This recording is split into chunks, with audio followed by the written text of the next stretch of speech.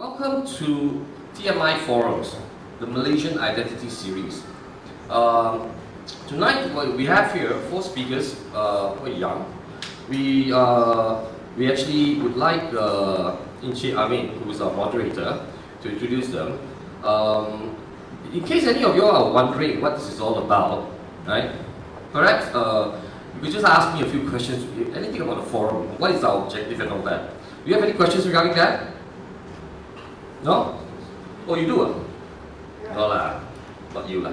Mate, apparently you don't want to know that much, so why don't you start over? Come. Me? Yeah. We start already now? Yeah.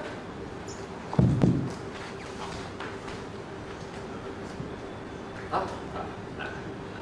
Yeah. Okay, introduce the guest. Okay, thank you everybody. Thank you for coming. Selamat malam. Terima kasih kerana datang. So tonight we have 4 speakers, very young, intelligent, and they are role point of view. They can share with all of us. So the format is first all of them will present first, and after that we will get some feedback from the crowd. In terms of question, we will pass the card so that you guys will write your question, and then the second part, the panel discussion will be based on the audience question. Okay, now first I would like to introduce the first speaker, the gentleman on the right side, Kevin Rohan Thomas. He's 34 years old. He's a design director with a passion for working with youth. Okay. Through his work, he has produced materials for young people that address integrity and corruption. Largely due to Kevin's multiracial Melaka Chitty roots, he believes all cultures should be acknowledged and celebrated. The second speaker is Amanda Dioni. She's from Sabah, right? She is a writer with the project Dialogue. She believes in the empowerment process of youth. During her university days, Amanda was active member of the Catholic student movement, which promote human rights, advocacy, and solidarity among marginalized groups. And the third one is Joyce Ng, born and raised in Klang, fascinated by media. She is the founder and editor-in-chief of Jom magazine, based in Melbourne, Australia, a well-known publication among the Malaysian community in Melbourne, documenting and informing about the life of Malaysian overseas, far from home. The last speaker will be Mordi Bimol. He is a young Sarawakian of Bidayah Descent. After graduating, he joined DAP and became the active members and worked a lot for the Dayaks in his home district of Bau. During the last general election, Modi contested in the P192 Mas Gading parliamentary seat, but he will explain whether he lost in this presentation. So we will start with Kevin. Okay, so my name is Kevin Rohan Thomas. I'm a graphic designer. I know I look Indian, right? But I'm actually Chinese. Just kidding, messing with me. Just talking about identity, right? A little bit about my Malaysian identity. My father is Tamil. My mother's father is Ceylonese, and my mother's mother is Melaka Chitty. So we talk about the Malaysian identity. I like to think of a tree, and a tree has different roots, and the roots are planted in different directions. I mean, it's in the same direction, but you have long roots, short roots, roots that spread out. And I think if I talk about my Malaysian identity, if I look at my own family background, the roots that are the longest here is probably my Melaka Chitty roots. So what is the Melaka Chitty community? The early Indians in the 1400s, as they founded Malacca, they came along here to start trade. And a lot of them married the local Malays, local Chinese, and they exchange cultures. So you have Malay food eaten by people who look very Indian, and they spoke Malay, and they actually had Hindu Saivite faiths. So that was the unique hybrid culture that formed out of this whole arrangement of being here. So that's where, and then this race has been preserved. So they're also known as the Peranakan Indian Peranakans. I see a Chinese Peranakan here who's with me, a friend of mine. So there were the Indian Peranakans, the Chinese Peranakans, and the Indian Peranakans were called the Melaka Chitties. Now I work as a graphic designer and I do a lot of graphic design work. I have a small business that focuses on copywriting as well as design. Now I'm passionate about race relations because of my multiracial family. I have cousins who are Malays, cousins who are Chinese, cousins who are Indians, cousins who are Dan Lions, right? And what I enjoy is confusing people. When we go out for makans, people always think it's a company dinner because you see all these different colors, and very rojak. And we enjoy each other's culture. Some of my relatives speak more Malay, some speak more Tamil. I don't speak Tamil, unfortunately. I'm an Oreo, brown on the outside, white in between. Growing up for me was very, very much different because, we had in our conversations at home, we spoke Malay words quite a bit. We talked about, put on your baju and go mandi, and like if you had just bad body odor, hey, you like stuff like that. Okay, and we grew up with this very mixed sense of just familiarity with each other, and I think that was something that I treasured. This whole diversity, so I could be in any culture and not feel alienated because I knew that hey, I have family in all those different areas. And I think one familiar story, one story I jumped at with excitement was this whole story when my grandmother was in hospital once, and the nurse asked who's the family member for Mutu Bali Pillai, and suddenly all three of my aunties, my mom, uncle married a Chinese lady, and my Malay auntie who was a nurse in the hospital also, and my mom stepped forward. All three of them stepped forward to claim my grandmother. So they asked me which of you is the relative, and it was all three of them were relatives of my grandmother. Now I'm saddened about the racial stereotyping that happens both on the national level, which is the public level, and also the personal level, which is at home. And I think the talk that goes on behind closed doors in our families, and those are the things that really irk me. I have family members who still hold on to those to mindsets that say Indians should help the Indians. I hear of how the Chinese should help the Chinese and the Malays should help the Malays. But then again, who do I help?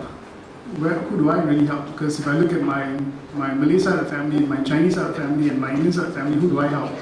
How do I make those decisions? So that is something that I think I'm passionate about, and I think I want to be a part of the process that eradicates these issues. I won't take too long to share my story, my bit. I don't have a video presentation, so I'm basically going to give you some imaginary videos for you to think about. But there are a few lessons I picked up along the way. And I think one of the lessons that I learned quite strongly was last year. So I went to India for a training program. And I thought, that was my first trip to India, and I thought it's me going back to mothership, like everybody looks like, everybody looks the same, like Indian, I look Indian, I am Indian. Go back to India, it's going to be me just reacquainting with my roots. But I went to India and I realized that India is such a diverse country. A country that has so much diversity in more than 500 over languages. People are different, we all look the same. But as you start to converse with them, as you start to find out stories about them, you realize that, hey, although we look the same, there are all these different, unique histories and unique cultural differences that make them very separate while they're still the same. And I think a large part of it is due to the caste system that has been in India for a very long time. Now, what I found interesting in my whole trip was this guy who was a documentary maker. And this young man was very passionate about highlighting the issues of the Dalits. Now, if you know India pretty well, there is the caste system. You have the upper class, the upper caste, the middle, the higher, the middle, the lower, and right below the lower you have the untouchables. And these people have no rights at all. These are the guys whom they would hire to go and clear, your trash. They would probably go, in this documentary I watched, one of their job descriptions was to actually go and pick up dead bodies at the railway tracks. So they were given the lowest of the lowest jobs. They were afraid of the culture around them. The documentary I watched showed this one scene of this village, and these villages were just lower caste children, and they were interviewing these children. Would you touch a Dalit, or would you talk to a Dalit? And the kids were saying, no, I won't, because I'll become dirty, I'll become unclean. And and so these were children talking about what they felt about another race, another minority race. When they were asked the question, who told you that they were untouchables, and who told you, you'll be unclean? So, our parents told us that. And so these are innocent children smiling at the camera and saying, stating these little things, the injunctions they've heard from young. They showed this other video of a Dalit walking through a town, and when he entered a place run by a middle-class person, he had to remove his footwear, because if you're a Dalit and you're going to a place that does not belong, that does not welcome the untouchables, you have to remove your footwear, and you are treated as the lowest of the lowest. If you do not, if you are anyone apart from a Dalit, you have the right to inflict torture on them. And one of the tortures in the rural areas was, pouring hot oil into the ears of a Dalit, simply because they were just the untouchables. And so my friend was a documentary maker who went there to actually find out, to highlight the issues of the Dalits there in India.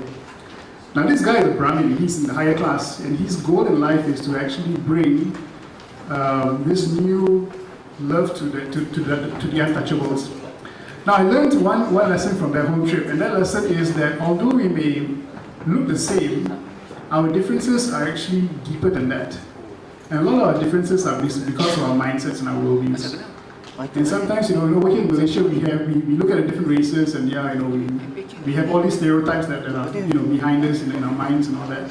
But here you have a situation where everybody looks the same, but those differences are created from within. And I think I learned this lesson that our goal is not just managing the races, managing the differences based on what we see, but changing our mindsets. Now the second story that I learned a big lesson from was back in my school days.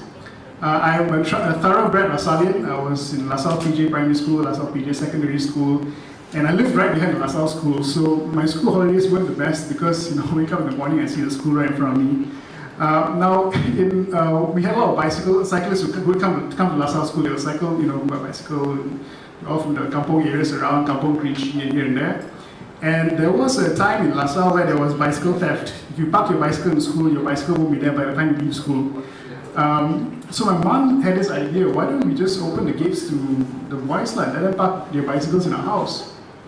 So that's what we did, a bunch of 10 to 15 boys from Kampong Kerinci, they would cycle, and went up to them, hey, you want to park a bicycle dekat rumah saya, you want to park your bicycles in my house, we'll just free lah, just park it there, and then after school just take your bicycles and go back home. So they thought, okay, good idea, parking in a novelty parking space, not in the school, but in someone's house. But the thing is, I had 4 dogs, and bad combo basically, because the dogs are they run all over the place and all that. So the routine was this: every day right before school, they would come to my house, my gate, ring the doorbell, we would lock the dogs, and they would park their bicycles. Alright, park their bicycles, and after school, same routine, we'll lock the dogs back again, and then they will retrieve their bicycles and go back home. So this went on for a while, and of course the boys became so comfortable with us, they would bring their kapok guitar and sometimes jam right before going to school with the guitar. We'll keep the guitar for them, they'll come back, and retrieve the guitar and the bicycles, and off and on we'll hang out with them in the porch. And that went on for a while. Now one day, the boys parked their bicycles, but they came to my front gate and called for my mom, Auntie. So mom came to the main gate and asked, yes, apa saya boleh tolong? Now they had with them a box, and in that box was a puppy. And I told my mom, we were in our kampong, we found this puppy loitering around, and we were just wandering around. We knew you loved dogs, so we caught the puppy and brought it in the box, and we wanted to give it to you. At that point, at that small part, the puppy was really cute, of course we adopted it. But at that point, we just didn't know what to say, because it spoke, their actions spoke more than words can express. Why would they do that for us? How did they catch the puppy in the first place? There wasn't any objection from their friends. And you're not supposed to touch dogs, right? That's what we understood growing up. But what about the adults in the kampong? Wouldn't they have made some noise? And the lesson that I took back from that whole experience was that when you show genuine love and when you show genuine empathy, your barriers drop, your walls come down, and you start to actually go the extra mile and start helping each other out. And I realized that this is so impactful for me in the way I deal with others from different races, different backgrounds, different cultures, that the goal here is not so much to talk about our differences, but start to find ways where we can actually share our genuine concern, empathize with people. Don't put people in their place, put yourself in their place. I think life is a bit different when we start putting ourselves in different people's shoes.